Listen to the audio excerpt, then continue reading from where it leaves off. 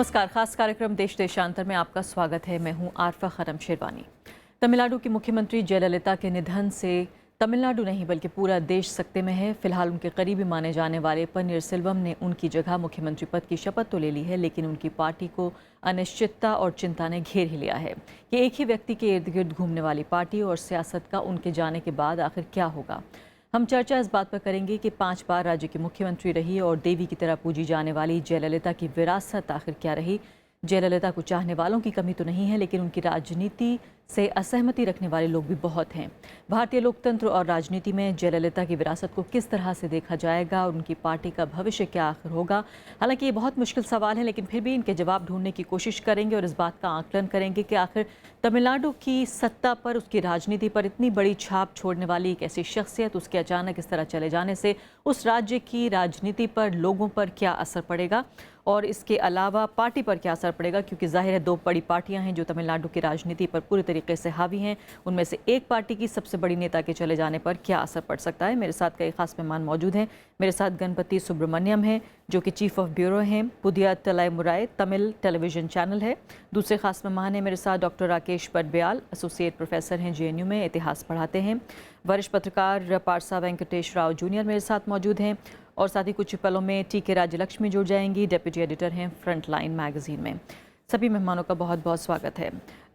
सबसे पहले डॉक्टर पटब्याल, अगर मैं आपके साथ शुरुआत करूं कि आज का दिन जाहिर है आज ही उनका फ्यूनरल, आज ही उनका अंतिम संस्कार हुआ है और ऐसे में ये सवाल पूछा जाना लाजमी है कि उस राज्य में जहां कि अभी साल भर भी नहीं हुआ कि उनकी पार्टी को इतने बड़े बहुमत से जो है आम जनता ने जिताया, क्या आपको लगता है कि सरकार इतनी ही स्थिर रहेगी जितनी जयललिता के दौर में थी, उतनी ही पनीर सेल्वम संभाल पाएंगे? मेरे ख्याल से जो पहली आज का जो वातावरण है उसमें पहली सीख तो ये मिलती है कि हम लोग जो सिनिक हो जाते हैं कि पॉलिटिशियन ख़राब होते हैं, ये होता है वो होता है, कितना प्यार जो उमड़ता है और यही जो प्यार है जनता का अपने नेता के प्रति, वही किसी सरकार को स्थिर करता है। तो ये जो प्यार आज हम देख रहे हैं लोगों का जो अपने नेता के प्रति है, अगर ये प्यार सरकार के साथ रहे, उनकी पॉलिसीज़ के साथ रहे तो सरकार स्थिर रहती है। ये प्यार इम्पॉर्टेंट होता है। और इन पॉपुलर लीडर जैसे मैंने पहले भी कहा है, कर्पूरी ठाकुर, देवराजस, ये जो रीजनल लीडर्स होते थे ये जनता के साथ थे। तो ये जो जनता और सरकार का जो साथ होता है, नेता का साथ, अब जो नया नेता उभरेगा या उभर चुका होगा, उनका इस जनता के साथ क्या कनेक्ट होगा, वही सरकार को स्थायित्व करेगी। अगर ये नेतृत्व जो अभी का नेतृत्व है एआईएडीएम का आज के बाद का, वो अगर ये चाहे कि उनको सपोर्ट कहीं बाहर से मिले, सेंटर से या कहीं से, तब ये गड़बड़ हो जाएगा।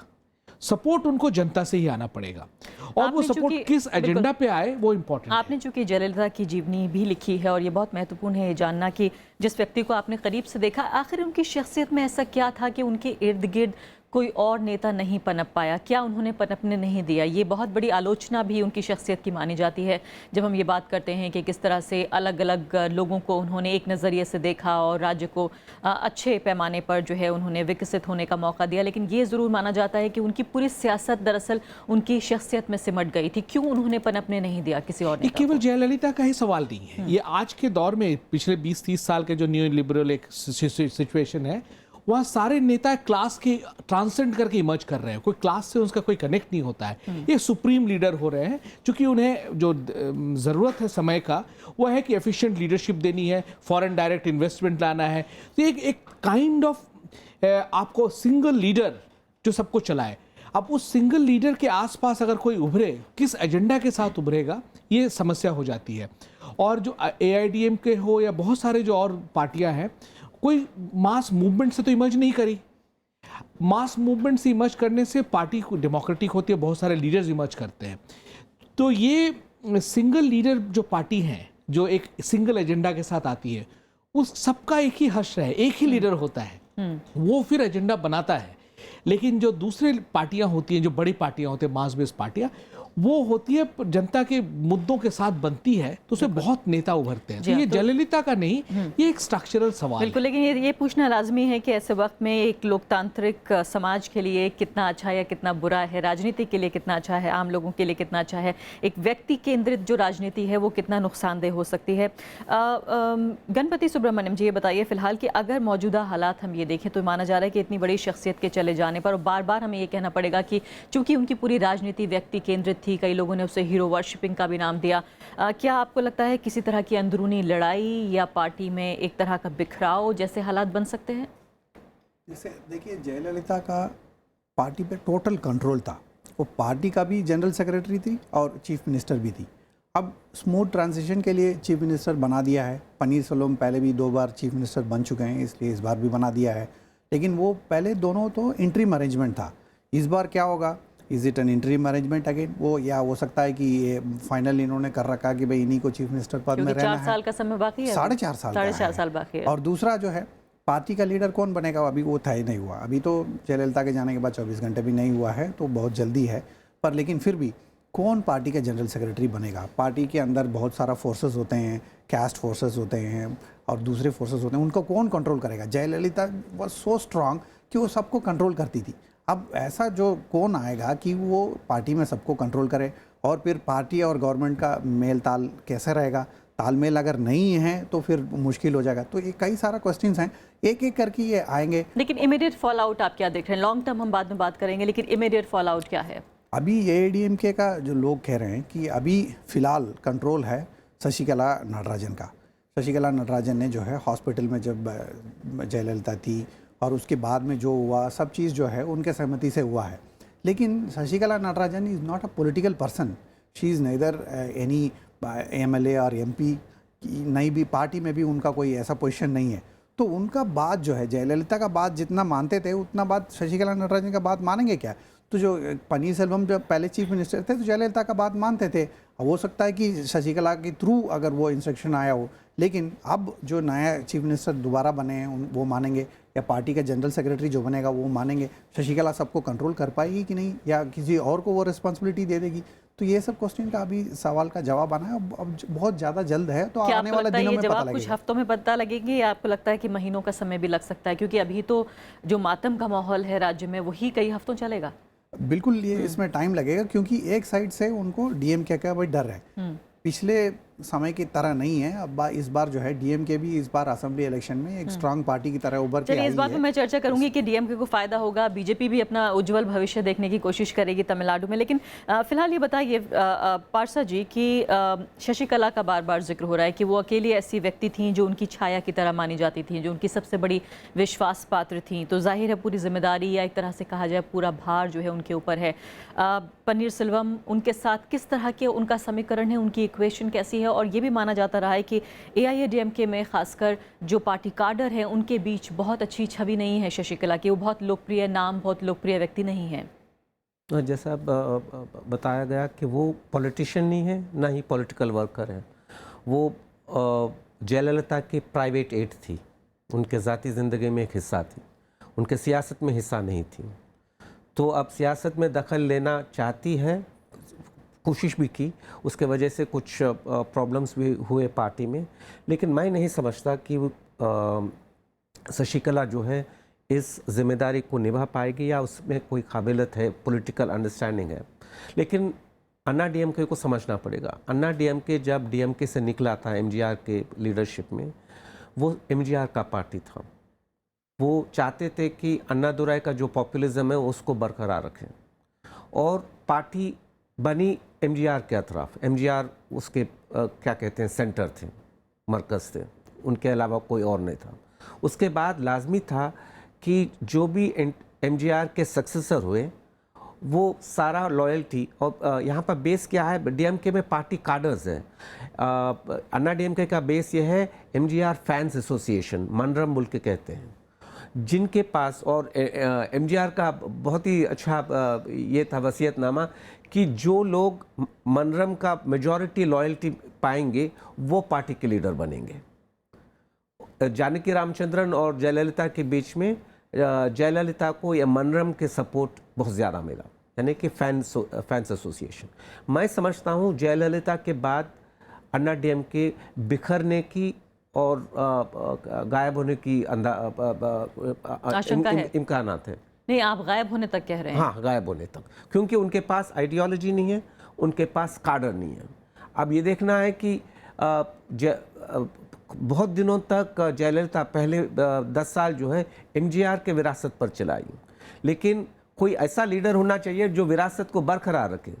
लेकिन जयललिता के विरासत को बरकरार रखने के लिए इनके पास किसी में भी काबिलियत नहीं है। गणपति जी, क्या सहमत हैं इस बात से आप कि वाकई इस हद तक भी हो सकता है? क्योंकि वो कह रहे हैं कि बिल्कुल व्यक्ति केंद्रित जब सियासत है और जब व्यक्ति ही नहीं है तो उसका केंद्र ही जब चला गया, तो फिर क्या आपको लगता है कि इस हद तक हम जा सकते हैं कि हो सकता है उनकी पार्टी का नामो निशान मिट जाए या पार्टी बिल्कुल धूल में मिल जाए?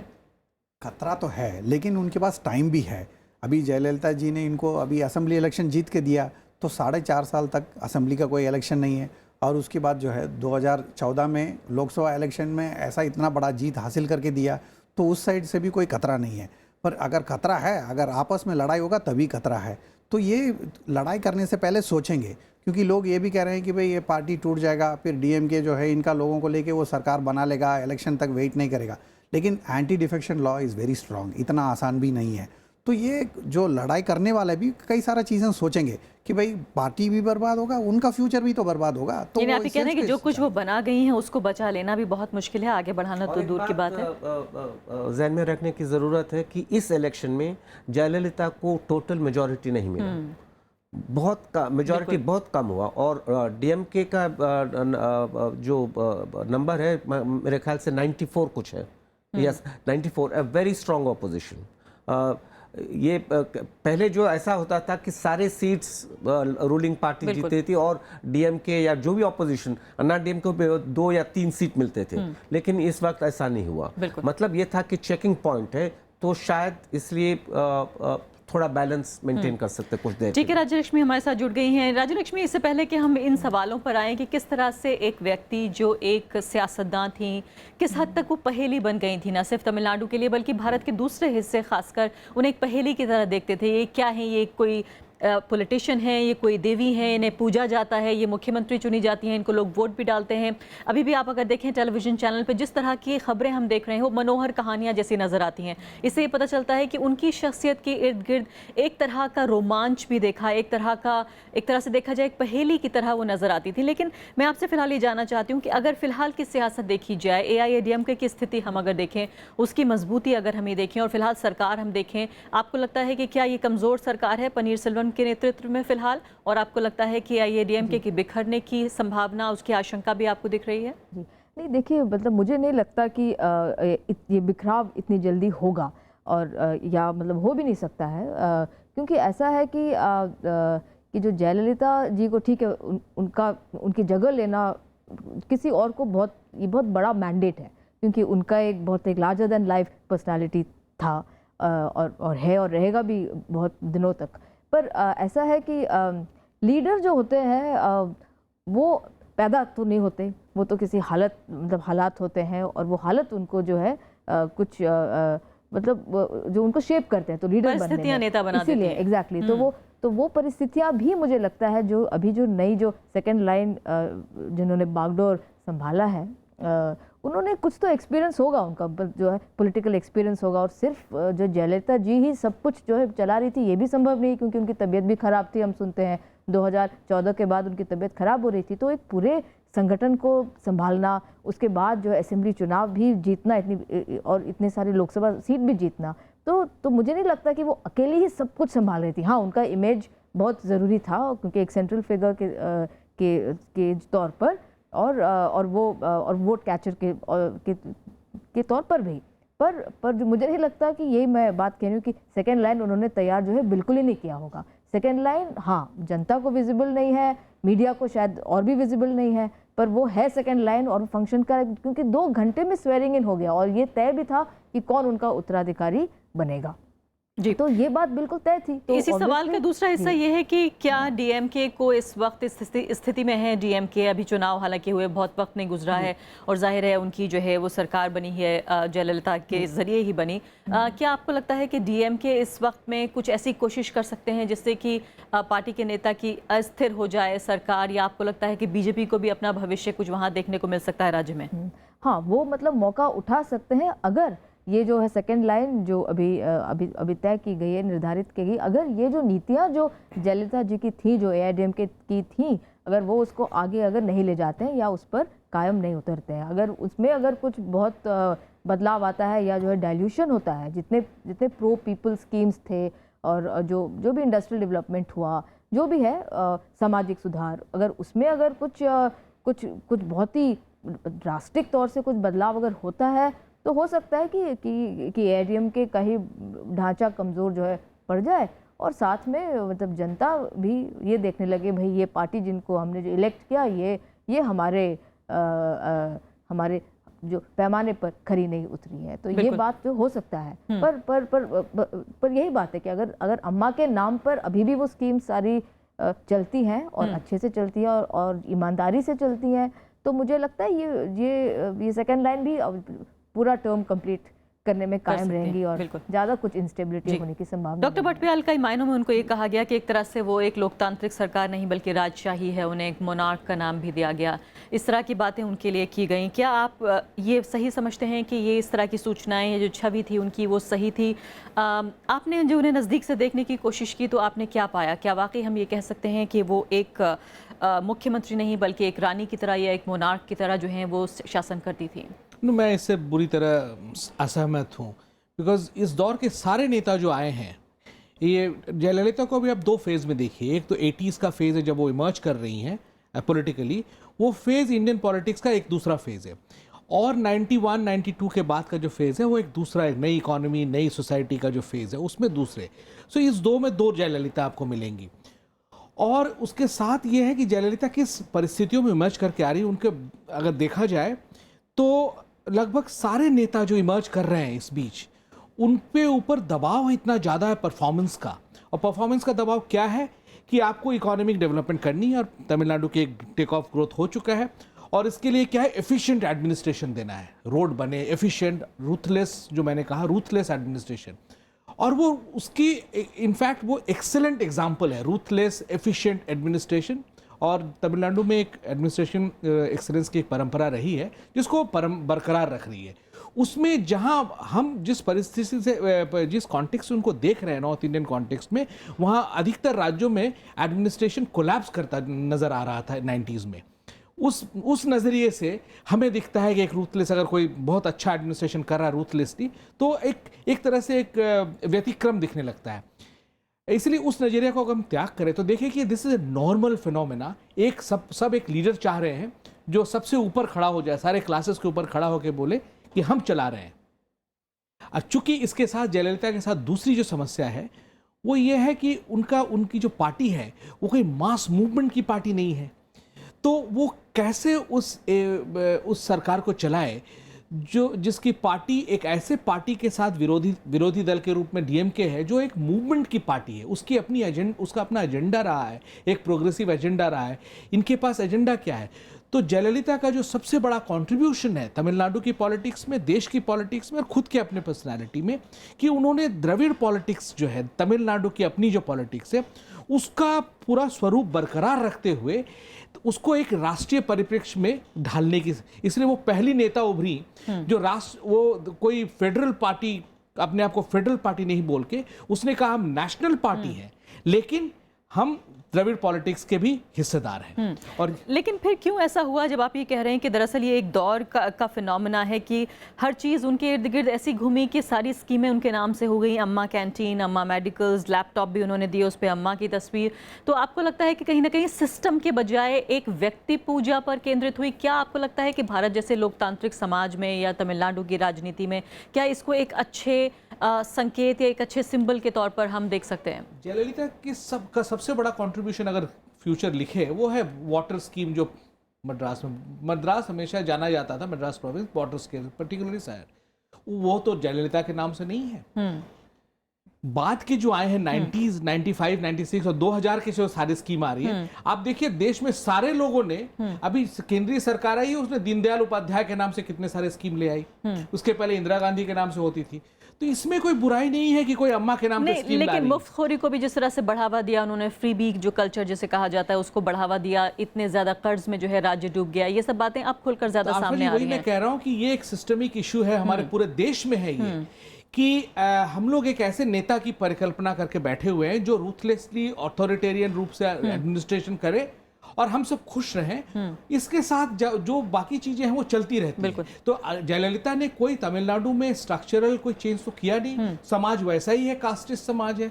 जो द्रविड़ मूवमेंट जो चला था कि कास्ट से ऊपर चले जाएंगे, रिचुअल से ऊपर चले जाएंगे, एक रैशनल, एक प्रोग्रेसिव समाज बनाएंगे, जयललिता का उसमें कोई कंट्रीब्यूशन नहीं है। गोपाल जी, ये बताइए फिलहाल कि अगर इसे बहुत बारीकी से हम देखने की, गणपति जी माफ़ कीजिएगा, देखने की हम कोशिश करें तो तीन जो है एक मोटे मोटे पिलर्स नज़र आते हैं जयललिता की सियासत के। एक तरह से पर्सनैलिटी के इर्द गिर्द, दूसरी खास बात नज़र आती है जातिगत जो है राजनीति, कास्ट पॉलिटिक्स, और तीसरी जिस तरह की उन्होंने सोशल या पब्लिक स्पेंडिंग को जो बढ़ावा दिया। तीन कम से कम तमिलनाडु से बाहर से अगर हम ये देखें तो हमें ये तीन तरह के पिलर्स उनकी राजनीति के नज़र आते हैं। इसके मद्देनज़र अगर देखा जाए तो क्या वाकई इस बात पर संतुष्ट हुआ जा सकता है और खामोश रहा जा सकता है कि जैसे भी उन्होंने सियासत की लोगों को इसका फ़ायदा पहुँचा? क्योंकि हमने देखा है, अगर डेटा हमारे पास यहाँ पर हम देख रहे हैं कि लोएस्ट जो है भारत में फर्टिलिटी रेट है, सबसे ज़्यादा, सबसे कम भारत में जो है फर्टिलिटी रेट तमिलनाडु का है। इसके अलावा जो मैटरनल मोर्टेलिटी रेट है वो भी बहुत कम है। इन्फेंट मोर्टेलिटी और मैटरनल मोर्टेलिटी यानी कि पैदा होने के वक्त माँ और बच्चे की जो मौत का एक बड़ा आंकड़ा और बहुत ही शर्मनाक आंकड़ा भारत के दूसरे राज्यों में नज़र आता है, तमिलनाडु में ये बहुत कम है। इसके अलावा जो एक बहुत बड़ी बात है, उन्हें जो है वो महिलाओं के नज़रिए से, महिला सशक्तिकरण के नज़रिए से देखा जाता था कि उन्होंने एक तरह से जो जुर्म महिलाओं के खिलाफ होते हैं उन्हें काफ़ी हद तक वो कम करने में कामयाब रही थी। क्या आप इसे इस तरह से देखना चाहेंगे? पहले सोशल सेक्टर स्कीम्स को ले लेते हैं। जैसे अम्मा कैंटीन उन्होंने बोला, आज पूरा तमिलनाडु में सब कुछ बंद था, लेकिन अम्मा कैंटीन खुला था, काम कर रहा था। जो होटल है, कमर्शियल एस्टेब्लिशमेंट सब बंद था, लेकिन इस तरह का जिन्होंने बना रखा है कि भाई ये काम करेगा। तो सोशल सेक्टर स्कीम, उससे सरकार खर्च करना वो कोई गलती नहीं है, लेकिन उसमें चोरी हो जाती तब परेशानी होती। लेकिन इन तमिलनाडु में जो है इन सब स्कीमों में पब्लिक को फ़ायदा पहुँच रहा था, जा रहा था। पब्लिक डिस्ट्रीब्यूशन सिस्टम सबसे अच्छा है, infrastructure is much better than other states, even literacy also, apart from the other things you mentioned. More importantly, law and order is very good. जैसा आपने बोला महिलाओं के खिलाफ जो जुर्म होता था, उन सब चीज़ों के लिए जयललिता इस बात के लिए जाना जाती है, जब भी वो पावर में आती है बोलते हैं कि law and order situation improve होगा, गुंडे को अंदर कर देंगे। तो इस तरह का जो और एक रेपुटेशन है, उसी से फ़ायदा होता है। अभी भी देखिए एमजीआर का टाइम में बहुत सारा वायलेंस हुआ था व्हेन एमजीआर डाइड, तो लोग अभी भी डर रहे थे कि ऐसा कुछ हो सकता है, लेकिन अभी कुछ नहीं हुआ। कल रात से लेकर के अभी तक तमिलनाडु में situation compare to what it was during MGR time, it is much better. तो इन सब चीज़ों में ना एडमिनिस्ट्रेशन का एक बहुत बड़ा हाथ होता है। वो जयललिता ने बहुत सख्ती के साथ जो है, पूरा सख्ती के साथ कंट्रोल कर रखा था, वो बहुत तो अच्छा और कई आशंकाएं हैं, फिलहाल समय मेरे पास बहुत कम है। ठीक है राजेश, में ये बताइए फिलहाल कि ये भी कहा जा रहा है, क्या ये आशंकाएं सही हैं कि एक तरह का सामाजिक तनाव, सोशल टेंशन जो है वो देखने को मिल सकता है, खासकर जो कास्ट वॉर्स पहले देखने को मिलती थी, जो जातिगत जो हैं वो टेंशंस, तनाव देखने को मिलते थे, फिर से उभर कर आ सकते हैं? क्योंकि ऐसा नहीं है कि जयललिता ने जो है वो जातिगत जो राजनीति थी उसको कम किया, बल्कि एक तरह से बढ़ावा हुआ उनके दौर में। नहीं, ऐसा नहीं कि उनकी वजह से कुछ जो बढ़ावा हुआ है, मतलब पूरे जो है देश में एक आर्थिक बदलाव हुआ, मतलब आर्थिक नीतियाँ जो है बदली गई, तो उससे ओवरऑल आर्थिक संकट भी जो है लोगों पर बहुत बड़ा है। पर जो है तमिलनाडु में जो मतलब सोशल रिफॉर्म जिसको हम कहते हैं, जिसके बलबूते पर पूरी द्रविडियन मूवमेंट खड़ी हुई थी, और सोशल जस्टिस, सामाजिक न्याय जिसको हम कहते हैं, जो आरक्षण के रूप में आया, मतलब कानूनी रूप वो सोशल जस्टिस का था। पर अल्टीमेटली ये हुआ कि कास्ट टेंशन्स अभी जो बहुत हो रहे हैं तमिलनाडु में, बहुत हो रहे हैं, कास्ट एट्रोसिटीज़ भी हो रहे हैं, और इज्जत के नाम पर ये ऑनर किलिंग्स जिसको हम कहते हैं वो भी हो रहे हैं। तो इंटरकास्ट मैरिजेस जिसको द्रविडियन मूवमेंट ने एक प्रोत्साहन दिया, इंटरकास्ट कम्युनिटी हाउसिंग को भी प्रोत्साहन दिया, तो वहाँ पे ये सारी जो है कुछ जो है बैकलैश हो रहा है कहीं पे, और उसका आधार आर्थिक ही हो सकता है मेरे हिसाब से। पर इसमें अल्टीमेटली यही है कि यही बात, मतलब फिर से मैं दोहराऊंगी कि सोशल रिफॉर्म की जो बात है वो कहीं पर ये जो है द्रविडियन पार्टीज जो है वो कहीं भूल गए उस बात को। अलग अलग चीज़ों पर ध्यान दिया उन्होंने। हाँ, मतलब इंडस्ट्रियल डेवलपमेंट बहुत अच्छा है, जो ये जो ह्यूमन डेवलपमेंट इंडिकेटर्स की अभी आप चर्चा कर रहे थे वो बहुत अच्छा है, पर साथ साथ 80s का दौर था जहाँ पे जब जो चाइल्ड सेक्स रेशियो बहुत ख़राब था, फीमेल इन्फेंटिसाइड तमिलनाडु में बहुत होता था जी। तो ये सब चेंजेस हुई है, पर साथ साथ डाउरी भी बहुत बड़ा है, डोमेस्टिक वायलेंस होता है और हिंसा जो है महिलाओं के खिलाफ अभी भी होता है, ऐसी बात नहीं है। राजलक्ष्मी, मुझे कार्यक्रम खत्म करना होगा। बहुत बहुत शुक्रिया सभी मेहमानों का। तो फिलहाल कार्यक्रम जरूर खत्म हुआ है और जयललिता के चले जाने के साथ ऐसा लगता है कि पूरे एक दौर का अंत हो गया है। ये देखना होगा कि इतिहास वाकई उनके साथ इंसाफ करता है, किस तरह से भारत की राजनीति के इतिहास में जयललिता का नाम दर्ज होगा, उनकी विरासत क्या होगी, ये देखना बाकी है। इसी के साथ अभी के लिए इतना ही। नमस्कार।